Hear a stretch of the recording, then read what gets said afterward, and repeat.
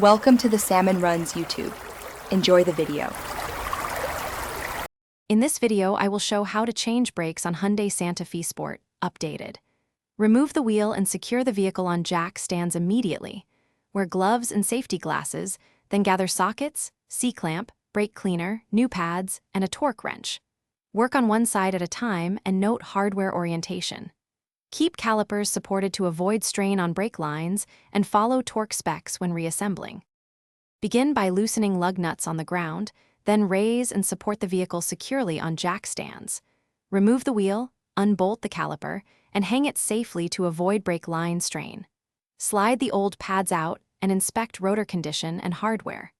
Use brake cleaner on mounting surfaces and apply appropriate lubricant to slides only. Compress the caliper piston gently and prepare new pads and shims for. After fitting new pads and reinstalling the caliper, hand tighten fasteners and lower the car enough to snug lug nuts. Pump the brake pedal until it feels firm, then fully torque lug nuts in a star pattern. Test the brakes at low speed in a safe area to confirm pedal feel and stopping performance.